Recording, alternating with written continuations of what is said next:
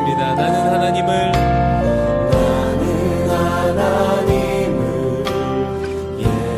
예배하는 예배자입니다. 내가 서 있는 곳 어디서나 하나님을 예배합니다. 내 영혼 거룩한 은혜를 향하여 내 마음 완전한 하나님 향하여 이곳에서 바로 이 시간 하나님을 예배합니다. 다시 한번 처음부터 고백합시다. 나는 하나님을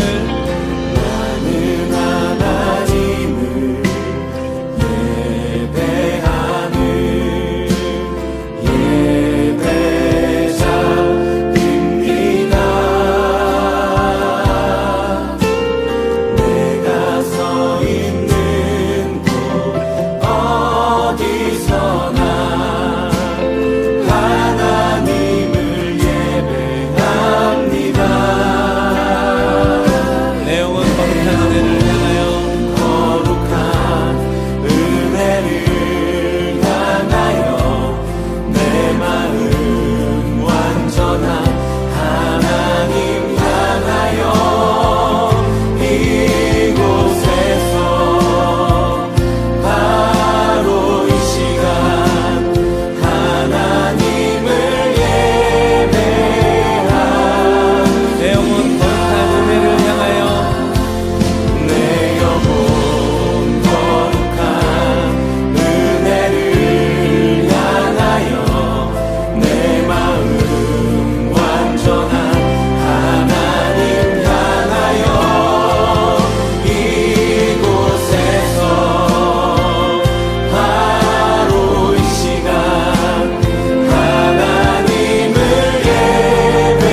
예배하는 내 영혼 거룩한 은혜를 향하여 내 영혼 거룩한 은혜를 향하여 내 마음 완전한 하나님 향하여 이곳에서 바로 이 시간 다시 한번 우리의 마음과 우리의 고백을 나눠서 고백하겠습니다. 내 영혼 거룩한 은혜를 향하여 내 영혼 거룩한 은혜를 향하여 내 마음 완전한 하나님 향하여 이곳에서 바로 이 시간 하나님을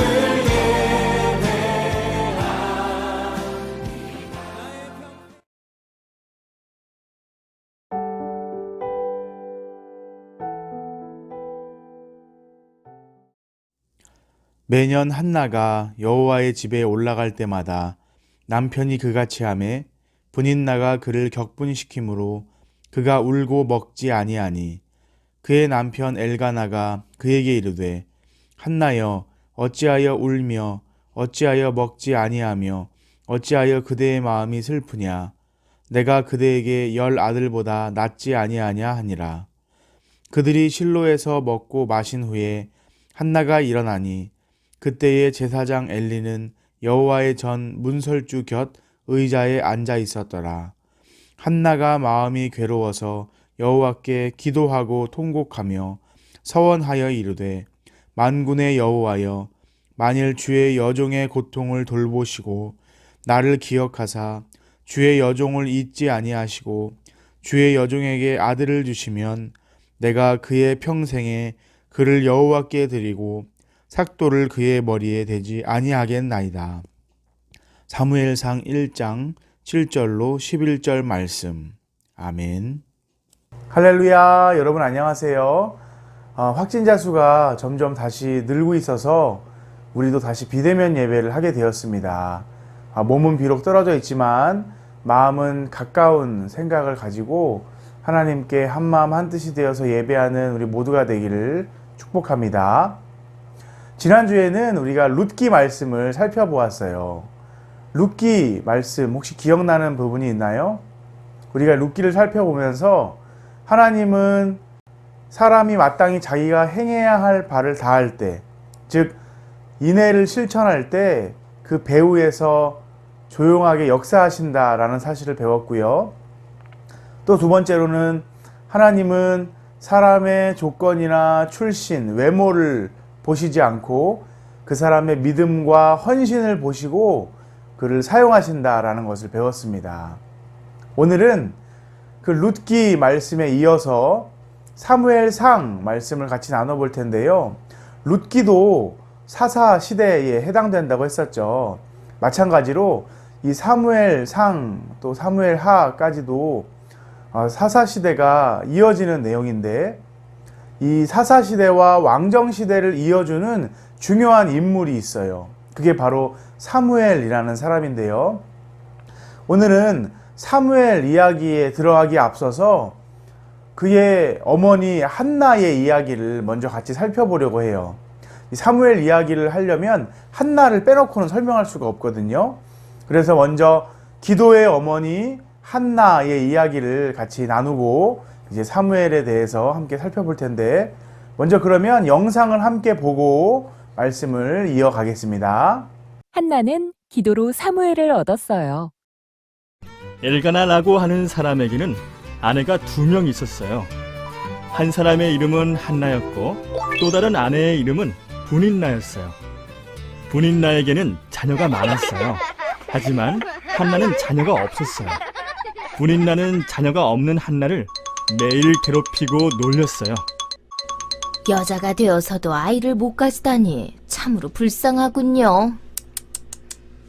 한나는 너무나 슬퍼서 많이 울었어요. 한나는 성전에 올라가서 하나님께 간절히 기도했어요. 하나님, 제발 저에게 아들 한 명을 주시면 그 아들을 하나님의 일을 하는 사람으로 바치겠습니다. 한나가 얼마나 열심히 기도했든지 성전에 있던 엘리 제사장은 한나가 술에 취한 줄 알았어요. 이제 술을 그만 마시도록 하세요.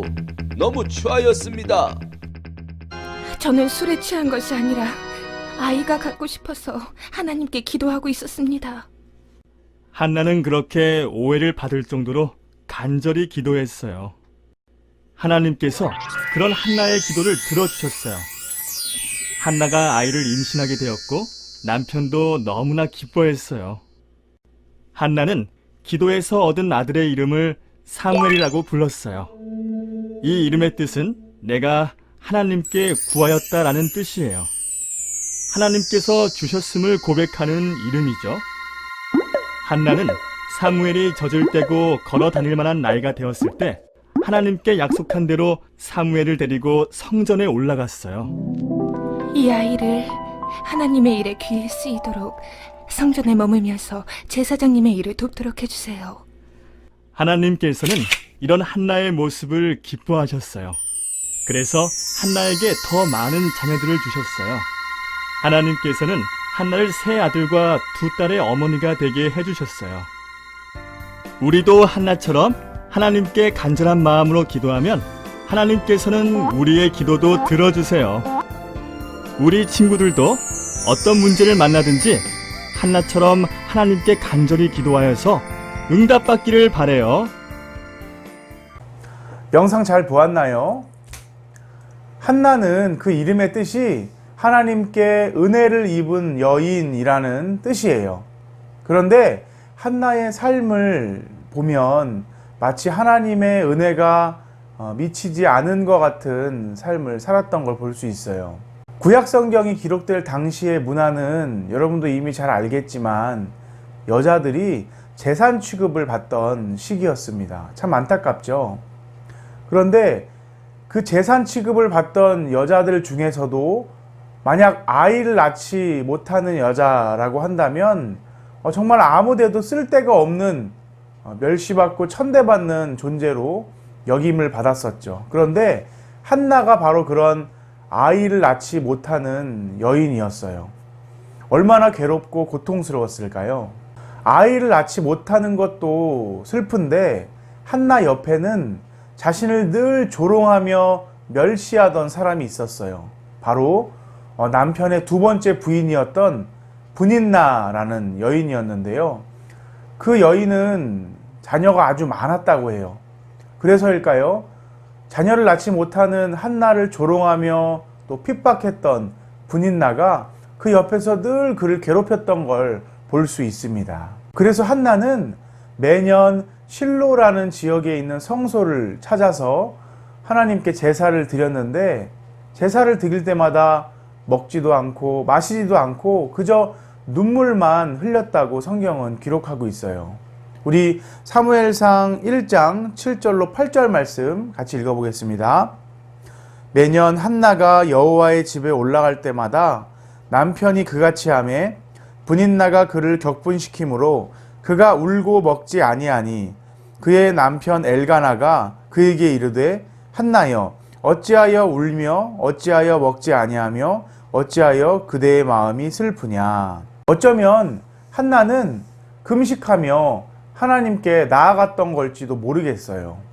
만약 저 같았으면 너 죽고 나 죽자, 팔 걷어붙이고 머리끄댕이 잡고 한판 붙었을지도 몰라요. 아니면 인생을 자포자기하는 심정으로 매일 폐인 같은 삶, 나는 아무것도 아닌 사람이야, 나는 역시 안 돼, 좌절하고 낙심하며 그렇게 하루하루 우울하게 보냈을지도 모르겠어요. 그런데 한나는 달랐습니다. 오늘 말씀을 보면 한나는 하나님께 기도로 그 문제를 풀어 나아갔던 걸 볼 수 있어요. 사무엘상 1장 9절로 10절 말씀 같이 한번 읽어볼까요? 그들이 실로에서 먹고 마신 후에 한나가 일어나니 그때의 제사장 엘리는 여호와의 전 문설주 곁 의자에 앉아 있었더라. 한나가 마음이 괴로워서 여호와께 기도하고 통곡하며. 한나는 자신의 말 못할 이 고통을 하나님께 나아가 기도로 쏟아놓기 시작했어요. 당시 제사장이었던 엘리는 실로 성소인 여호와의 전 문설주 곁에 앉아 있었죠. 그런데 한나는 그 문설주 곁에 앉아 있는 제사장 옆에서 하나님께 간절하게 통곡하며 기도했던 걸 볼 수 있어요. 이건 한나가 하나님께 정말 가까이 나아가서 기도했다, 하나님과 밀착되어 기도했다라는 걸 보여주는 말씀이죠. 당시 대제사장만 여호와의 성소 가장 가까운 곳에 갈 수 있었는데 그 대제사장 옆에 한나가 엎드려서 기도했다라는 건 사람이 갈 수 있는 하나님과 가장 가까운 장소로 나아가서 기도했다라는 걸 보여주고 있습니다. 자, 그러면 한나가 뭐라고 기도했는지 그 기도의 내용을 함께 살펴볼까요? 오늘 본문 11절 말씀 같이 읽어보겠습니다.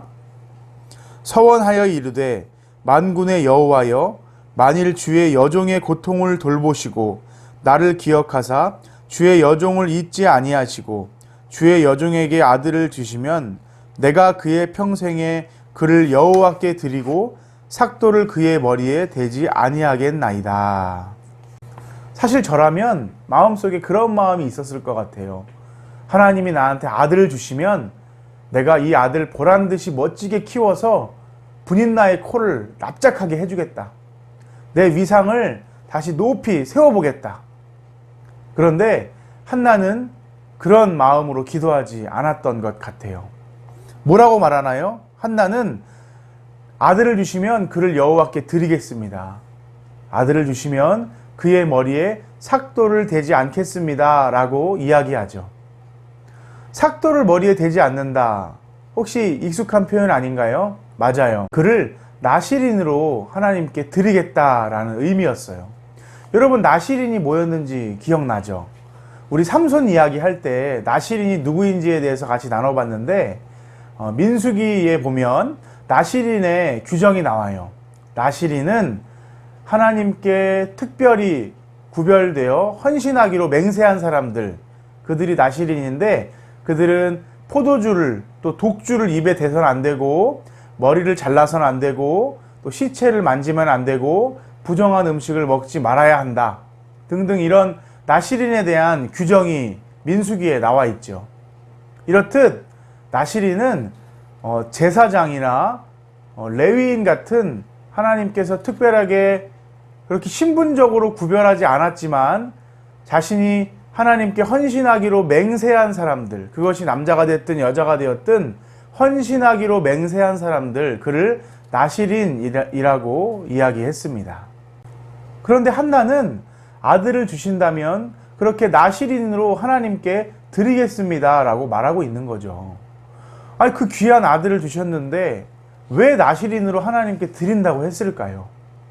한나의 그 기도의 의미는 도대체 어떤 것이었을까? 저는 한나는 아들보다도 하나님의 은혜가 정말 필요해서 간절히 기도한 것이 아니었을까 하고 생각해 보게 돼요. 무슨 말이냐 하면, 오랫동안 멸시받고 조롱받고 천대를 받다 보니까 한나가 처음에는 그렇지 않았겠지만 시간이 흐를수록 점점 나는 정말 쓸모없는 사람인가? 하나님도 나를 버리신 건 아닐까? 하는 그런 마음의 불안감과 회의, 두려움이 찾아왔을지도 모르겠어요. 그래서 한나는 하나님께 하나님이 나를 버리시지 않았다는 그 확실한 증거로서 아들을 구하지 않았을까라는 생각을 해보게 돼요. 하나님, 나 아직 사랑하시는 거 맞죠? 하나님, 나 버리신 거 아니죠? 그렇다면 저에게도 아들을 주세요. 그 아들 주시면 제가 하나님께 드리겠습니다. 나실인으로 구별되게 헌신하게 해서 하나님께 드리겠습니다. 이렇게 한나는 하나님께 아들을 구했다기보다 은혜를 구한 것이 아니었을까라고 생각해 보게 됩니다.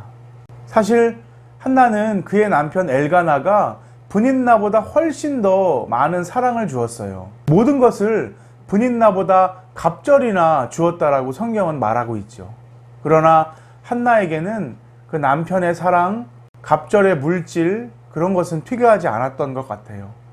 한나에게 정말 필요했던 건 하나님의 은혜와 하나님의 사랑이었던 것이죠. 그래서 한나는 아들을 주시면 제가 다시 하나님께 드리겠습니다 라고 이야기하지 않았을까 생각해 보게 됩니다. 맞아요. 다른 무엇보다도 우리에게 필요한 건 하나님의 은혜입니다. 돈과 건강과 성공, 물론 다 필요하죠. 하지만 하나님의 은혜가 없다면 이 모든 것은 아무것도 의미가 없게 됩니다. 은혜가 있으면 앞에 말했던 이 세 가지가 없어도 살 수 있어요. 하지만 은혜가 없으면 세상의 모든 걸 다 가졌다 해도 늘 부족하고 공허하고 허무하죠. 하나님의 은혜는 어떤 무엇보다도 가장 우리에게 필요한 선물인 것입니다. 한나는 그렇게 하나님의 은혜를 구했어요. 어떤 신학자는 한나가 하나님께 기도한 내용을 보고 창자가 끊어질 듯한 기도였다라고 표현한 것도 보았어요. 오늘 우리가 읽지는 않았지만 13절 말씀에 보면 통곡하며 기도하는데 목소리가 안 나와서 입술만 움직였다라는 표현이 나옵니다. 이건 정말 답답한 마음에 간절하게 기도하고 싶은데 소리가 나오지 않는 거예요. 얼마나 고통스러웠을까. 그래서 그 기도를 창자가 끊어지는 듯한 기도였다라고 표현한 것 같아요. 심지어 제사장 엘리는 이 한나의 기도하는 모습을 보고 마치 술에 취해서 중얼거리는 걸로 생각하고, 아니 언제까지 술 취해 있겠습니까? 술 좀 그만 드세요 라고 말할 정도였다고 하니까요. 한나는 그렇게 하나님께 간절하게 기도하고 응답을 받게 됩니다. 제사장 엘리를 통해 하나님은 한나에게 이렇게 말씀하시죠. 사무엘상 1장 17절로 18절 말씀입니다. 엘리가 대답하여 이르되 평안히 가라. 이스라엘의 하나님이 내가 기도하여 구한 것을 허락하시기를 원하노라 하니 이르되 당신의 여종이 당신께 은혜 입기를 원하나이다 하고 가서 먹고 얼굴에 다시는 근심빛이 없더라. 드디어 은혜를 입습니다. 은혜를 입은 여인이 드디어 그 이름대로 하나님의 은혜를 덧입게 되는 순간이에요. 한나는 엘리를 통해 하나님께 응답을 받은 이후에 이 말씀을 확신하게 됩니다. 아, 하나님은 여전히 나를 사랑하시는구나. 하나님은 나를 버리시지 않았구나. 하나님은 그래서 나에게 아들을 주시겠구나. 그래서 돌아가서 가장 먼저 그동안 먹지 않았던 음식을 먹고 하나님의 응답을 기다리게 되었다라고 나와 있죠. 그렇게 기도의 어머니 한나에게서 난 자식 사무엘은 나중에 이스라엘을 기도로 구원하는 기도의 사람으로 자라게 됩니다. 이제 말씀의 결론입니다. 오늘 기도의 사람 한나의 이야기는 우리에게 크게 두 가지 교훈을 주고 있습니다. 첫 번째는 아무리 힘들고 어려운 상황을 맞닥뜨릴지라도 우리가 그 문제 앞에 가장 먼저 하나님께 가까이 나아가 기도해야 한다는 것입니다. 우리는 내가 그 문제를 해결해 보려고 머리를 쥐어 짜내고 때로는 내 원수나 대적들과 맞짱을 떠서 한번 해결해 보려고 하지만 아무것도 소용없는 일이죠. 우리는 문제를 만날 때 가장 먼저 하나님과 밀착되어서 하나님께 가까이 나아가서 기도해야 한다는 것입니다.